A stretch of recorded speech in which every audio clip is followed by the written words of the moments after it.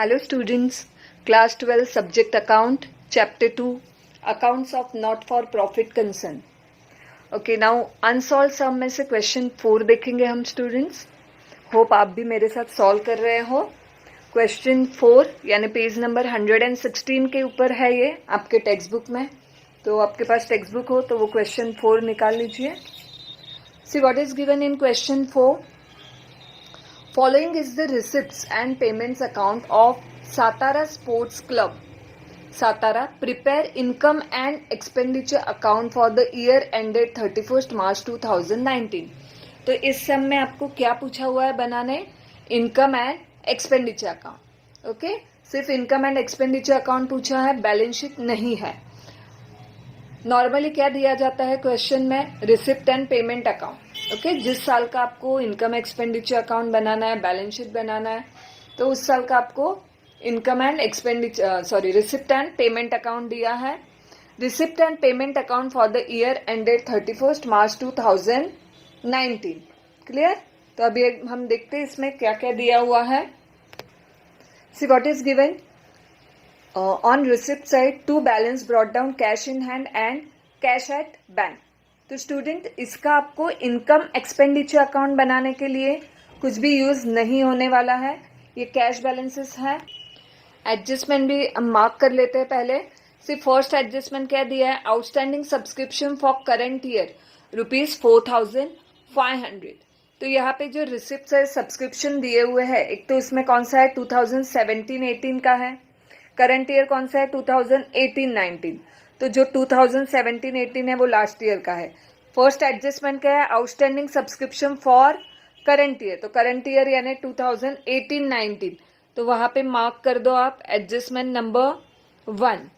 उसके बाद second adjustment outstanding rent for current year. Outstanding rent for current year amounted to ₹1,000. Okay, rent यानी payment side दिया हुआ है. यहाँ पे देखो बाय रेंट, तो वहां पे एडजस्टमेंट मार्क कर लेना है, adjustment number 2. The next entrance fees are to be treated as revenue income. Okay, income यानी यहाँ पे दे दिया है जो एंट्रेंस फी है उसको आपको रेवेन्यू कंसिडर करना है. तो थर्ड एडजस्टमेंट एंट्रेंस फी के वहां पे मार्क कर लो. Next fourth, stock of sports material as on 1st April and 31st March यानी ओपनिंग और क्लोजिंग स्टॉक दिया हुआ है. तो स्पोर्ट्स मटेरियल यहाँ पे दिया हुआ है पेमेंट साइड में, तो वहां पे मार्क कर लेते हैं एडजस्टमेंट नंबर 4. क्लियर? अभी हम स्टार्ट करते हैं रिसिप्ट साइड से. सिर्फ फर्स्ट आइटम क्या दिया हुआ है? आप आपके टेक्स्ट बुक अगर हो तो उसमें देख लीजिए, cash in hand and cash at bank. तो उसका रिसिप्ट एंड पेमेंट में कुछ अपने इनकम एक्सपेंडिचर अकाउंट में कुछ उसका यूज नहीं होने वाला है. ये ओपनिंग कैश बैलेंसेस दिया हुआ है. Next subscription. अभी अपने को सिर्फ एक चीज ध्यान रखनी है, इनकम एंड एक्सपेंडिचर अकाउंट में सिर्फ और सिर्फ अपने को करंट ईयर का ही लेना है. We have to take income as well as expenditure concern with current year. So here 3 subscriptions are given. 17-18 that is last year, so no use for income account. Then 2018-19 that is of current year, and 2019-20 यानी advance में मिला हुआ subscription है, तो उसका use कहाँ पे आएगा? बैलेंस शीट में आएगा.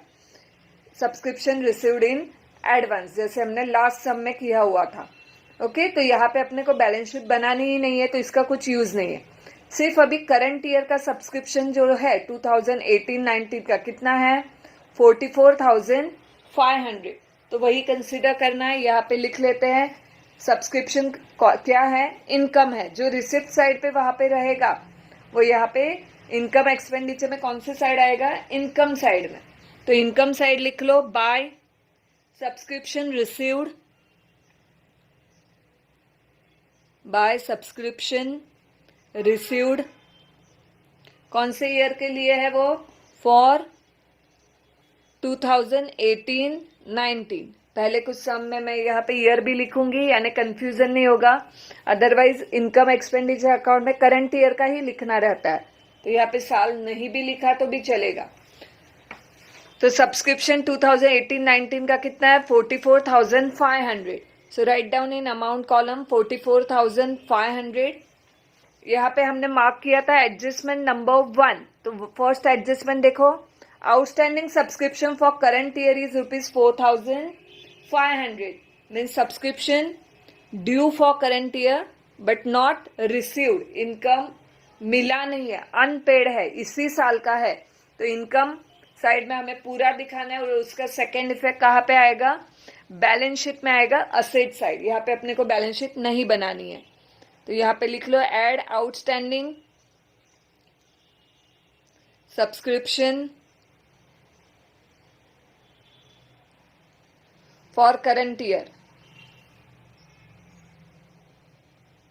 For current year 4,500. ओके, अभी फिलहाल ये छोड़ देते हैं, हम टोटल नहीं करते. नेक्स्ट देखते हैं अभी 2019-20 का. No use in income and expenditure account. This is subscription received for next year, that is income received in advance. So it will go in balance sheet asset side. Next entrance fees. Entrance fees मिली है, कितनी है? 8,000. सी student, मैंने आपको adjustment सभी explain किए थे, उसका एक वीडियो बनाया था. तो उसमें मैंने आपको बताया था एंट्रेंस फीस के बारे में. क्या दिया हुआ है एडजस्टमेंट में वो देखना है कि वो कैपिटल इनकम हमें कंसिडर करना है या रेवेन्यू इनकम. अगर वो कैपिटल इनकम होगा तो वो कैपिटल फंड में जाएगा बैलेंस शीट में. अगर रेवेन्यू इनकम है तो ही किस में आएगा? इनकम एंड एक्सपेंडिचर अकाउंट में. तो यहाँ पे एडजस्टमेंट नंबर 3 में यहाँ पे क्वेश्चन में क्लियर किया गया है. थर्ड एडजस्टमेंट देखो, entrance fees are to be treated as revenue income. तो क्लियर कट दे दिया है, एंट्रेंस फीस को क्या कंसिडर करना है? Revenue income. इसका मतलब क्या हुआ कि एंट्रेंस फीस हमें कहाँ दिखानी है? इनकम साइड में. लिख लो यहाँ पे by entrance fees, by entrance fees ₹8,000. Directly outer column में लिख सकते हो, इसके ऊपर और कुछ एडजस्टमेंट नहीं है. सी स्टूडेंट ध्यान में रखो, रेवेन्यू का जितना भी पार्ट रहता है वो इनकम कॉलम में आता है. एक तो बात क्लियर है, एंट्रेंस फीस ये क्या है? इनकम है, तो इनकम में ही आएगी यहाँ पे. सेकेंड थिंग, यहाँ पे अगर दिया हुआ रहता था that 50% of entrance fees is to be treated as revenue income, then आपको सिर्फ 50% यानी 8,000 का 50% 4,000 ही यहाँ पे लिखते थे. बचा हुआ 4,000 का इफेक्ट बैलेंस शीट में आता था. Next, donation for building fund. Donation for building fund ये स्पेशल फंड है, तो वो भी कहाँ पे जाएगा? बैलेंस शीट में. Next, to interest ₹600. Interest receipt है. ओके, कहाँ पे जाएगा? इनकम साइड में. जैसे आप प्रॉफिट एंड लॉस अकाउंट में लिखते हो यहाँ पे क्रेडिट साइड में, बस उसी तरह से यहाँ पे क्रेडिट साइड लिखते जाना है. By interest, this is ₹600. Next, to sale of furniture. Furniture sale करके कितना पैसा मिला है? ₹4,500. जिस फर्नीचर की बुक वैल्यू कितनी थी? 8,000. यानी 8,000 का फर्नीचर कितने में सेल किया है? 4,500. That is cost price is 800 but selling price is ₹4,500. Student, very simple working note है. कितना है कॉस्ट प्राइस फर्नीचर का? 8,000. ओके, सेलिंग प्राइस कितना है? 4,500.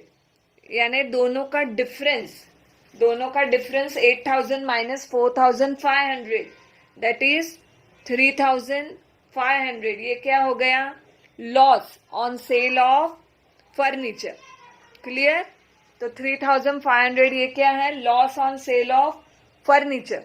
तो ये लॉस कहाँ पे जाएगा? याद करो, आप प्रॉफिट एंड लॉस अकाउंट में कहाँ पे दिखाते थे? बस वैसे ही यहाँ पे आपको दिखाना है, डेबिट साइड दिखाते थे, राइट? बस वैसे ही आपको लॉस कहाँ पे दिखाना है? यहाँ पे डेबिट साइड में दिखाना है. अगर प्रॉफिट रहता था तो प्रॉफिट कहाँ पे आता था? क्रेडिट साइड आता था. Okay, so write down here to loss on sale of furniture. Loss on sale of furniture rupees 3,500. इसका और एक इफेक्ट आता है बैलेंस शीट में, फर्नीचर में से बुक वैल्यू माइनस होगा, तो वो अभी आपको बनाना नहीं है बैलेंस शीट, तो वो हम यहाँ पे नहीं देख रहे हैं, तो लॉस लिख लिया. सो यहाँ पे हमने रिसिप्ट साइड हो गई अपनी पूरी. अभी पेमेंट साइड देखते हैं. कंसर्न का पेमेंट क्या क्या है. पहला क्या है, बाय सैलरीज. क्लियर. तो सैलरीज जो भी अभी पेमेंट साइड में सिंपल चीजें ध्यान में रखो. पेमेंट साइड है तो यहाँ पे एक्सपेंडिचर साइड लिखना है. रिसिप्ट साइड है वो अपोजिट इनकम साइड आएगा. जो इनकम एंड एक्सपेंडिचर अकाउंट के रिलेटेड है वही चीजें. तो ये salaries ₹5,000. So write down here expenditure side 2 salaries as no adjustment, full amount directly outer column. Next after salaries rent ₹5,000. Rent के ऊपर एडजस्टमेंट है. Adjustment number 2, outstanding rent for current year amounted to ₹1,000. इस साल का outstanding कितना है, 1,000. तो ये 1,000 का इफेक्ट आएगा. एक और यहाँ पे हिडन एडजस्टमेंट है. रेंट के ब्रैकेट में देखो क्या दिया है, इंक्लूडिंग ₹2,000 फॉर 2017-18. ये कौन सा ईयर है, 2018-19.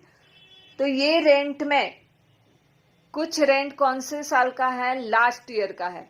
तो इनकम एंड एक्सपेंडिचर अकाउंट में हमें सिर्फ और सिर्फ करंट ईयर का ही लेना है. रिसिप्ट पेमेंट अकाउंट में सब कुछ रहता है, जितना पैसा आया जितना गया, कोई भी साल का हो. पर इनकम एंड एक्सपेंडिचर अकाउंट में सिर्फ करंट ईयर का लेना है. तो हमें ये चीज भी कंसीडर करनी होगी कि 5,000 में 2,000 जो है वो इस साल का नहीं है. So write down here 2 rent.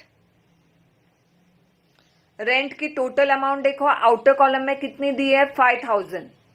So write down here 5,000. Inner column में लिखेंगे. एडजस्टमेंट नंबर 2 देखो, outstanding rent for current year amounted to ₹1,000. यानी इस साल का आउटस्टैंडिंग कितना है, 1,000. तो वो हमें ऐड कर देना है, प्लस करना है. Add outstanding of current year कितना है, 1,000. यानी ये आ गया 6,000.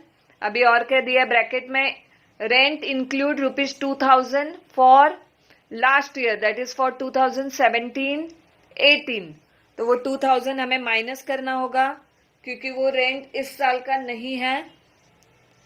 Less rent for the year 2017-18 कितना दिया हुआ है देखो, 2,000. सो माइनस 2,000 यानी टोटल रेंट कितना आ गया आउटर कॉलम में, 4,000. वापस देखो स्टूडेंट, रेंट दिया हुआ है 5,000. उसमें इसी साल का जो रेंट है पर दिया नहीं है, पर इसी साल का है, तो वो हमने ऐड कर दिया.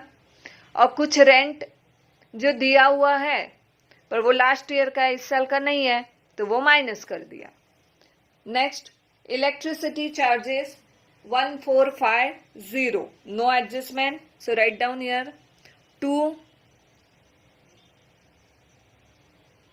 electricity charges 1,450.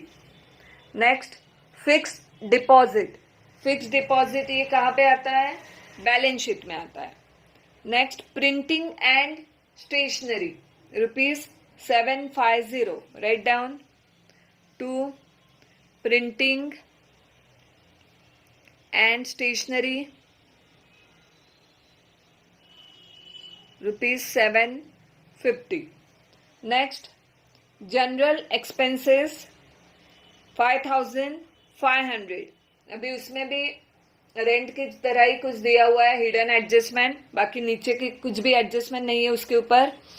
जनरल एक्सपेंसेस में क्या इंक्लूड है, 500 पेड फॉर नेक्स्ट ईयर, यानी एडवांस में नेक्स्ट ईयर का भी दे दिया है 500 रुपीज, तो वो कंसिडर करना है क्या? नहीं, सिर्फ इसी साल का ही हमें लिखना है. So write down here 2 general expenses,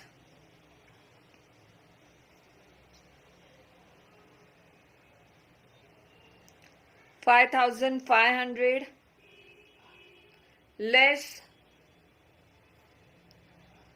less paid for next year, paid for next year कितना है? पेड किया हुआ 500, so minus 500, so current year का 5,000. Next, sports material purchase ₹40,000. कितना है? 40,000. अभी स्टूडेंट्स, अगर आपको याद है, हमने जैसे स्टेशनरी का किया था, opening stock plus purchases plus अगर कुछ आउटस्टैंडिंग हो तो लेस क्लोजिंग स्टॉक, यानी अपने को मिलता था answer stationery consume during the year. बस उसी तरह से स्पोर्ट्स मटेरियल का भी करना है आपको. तो सबसे पहले यहाँ पे तो लिख लोगे 2 sports material consumed. Sports material consumed, इसमें क्या क्या आएगा? एडजस्टमेंट में देखो क्या क्या दिया है. Adjustment number 4, fourth adjustment, stock of sports material as on 1 April 2018, यानी ओपनिंग स्टॉक 6,000 है, एंड ऑन 31 मार्च 2019 इज ₹14,000, यानी क्लोजिंग स्टॉक दिया हुआ है. आउटस्टैंडिंग वगैरह कुछ दिया नहीं है. और यहाँ पे पेमेंट साइड में क्या दिया है? स्पोर्ट्स मटेरियल परचेज जो किया है उसकी अमाउंट कितनी है? 40,000, यानी 40,000. तो वो हमें कंसिडर करनी है. तो ये फॉर्मूला जैसे स्टेशनरी का था बस उसी तरह से स्पोर्ट्स मटेरियल कंज्यूम, यहाँ पे लिखोगे आप opening stock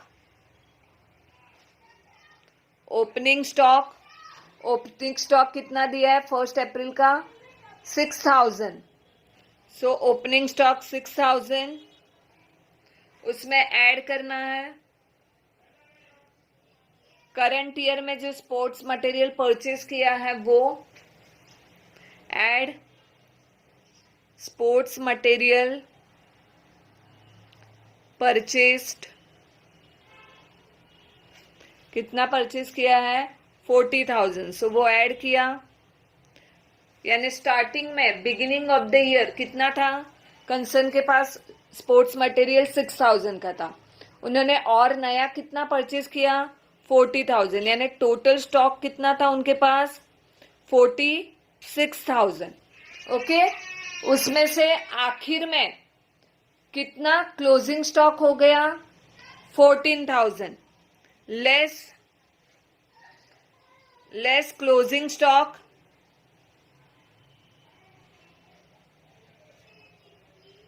closing stock of sports material 14,000, यानी ओपनिंग में 6,000 था, नया और परचेज किया 40,000, यानी टोटल 46,000, और at the end of the year 46 में से कितना बचा? सिर्फ 14,000. यानी इसका जो डिफरेंस है, डिफरेंस कितना आया? 32,000. वो क्या हो गया? इस साल में जितना स्पोर्ट्स मटेरियल यूज किया, कंज्यूम किया. क्लियर? तो वो भी कहाँ पे लिखना है? Expenditure side. ये हो गया sports material. Then what is given by balance carried down, cash in hand and cash at bank. ये कहाँ पे आएगा? बैलेंस शीट में आएगा, असेट साइड. एडजस्टमेंट भी सभी हो गई है. तो अभी हम यहाँ पे देख लेते हैं कुछ आइटम इनर कॉलम में जो है जिसकी टोटल आउटर कॉलम में नहीं की है तो वो कर लेनी है. First one, subscription 44,500 plus 4,500, that is 49,000. 44 plus 4 48 plus 500 1, यानी 49,000. अभी यहाँ पे टोटल करने है, कौन सी साइड ज्यादा है वो देखना है. Here credit side is greater 49,000 plus 8,000 plus 600 यानी कितना हो गया 57,600। जैसे आप profit and loss account close करते हो बस उसी तरह से क्लोज करना है। दोनों साइड की टोटल करके देखनी है, कौन सी साइड ज्यादा है वो लिखनी है और अपोजिट साइड का टोटल माइनस करना है। अगर क्रेडिट साइड ज्यादा है यानी इनकम ज्यादा है तो बैलेंस कहाँ आएगा, डेबिट साइड, यानी वो क्या है, सरप्लस है, जिसे हम P&L में नेट प्रॉफिट बोलते थे, excess of income over expenditure. अगर एक्सपेंडिचर साइड ज्यादा है, इनकम साइड कम है, तो बैलेंस यहाँ पे आएगा क्रेडिट साइड, तो वो क्या है, डेफिसिट। सो यहाँ पे अभी हम टोटल करके देखते हैं डेबिट साइड की। डेबिट साइड की टोटल आ रही है 51,700। ओके, ये एक्सपेंडिचर साइड की टोटल है 51,700 और इनकम साइड की टोटल कितनी थी, 57,600। ओके, यहाँ पे देखो इनकम साइड की टोटल 57,600 और एक्सपेंडिचर साइड की टोटल 51,700। दोनों का डिफरेंस लिया, ये क्या आ गया, surplus 5,900। So write down here debit side to surplus यानी excess of income over expenditure। It comes 5,900। Okay, तो ये आ गया सरप्लस। अभी ये जाएगा बैलेंस शीट में। क्लियर? तो यहाँ पे हमारा क्वेश्चन नंबर 4 हो गया है। अभी नेक्स्ट इसमें हम क्वेश्चन नंबर 5 देखेंगे। ओके स्टूडेंट, टोटल कितनी है 57,600 और बैलेंस आया 5,900। Thank you students.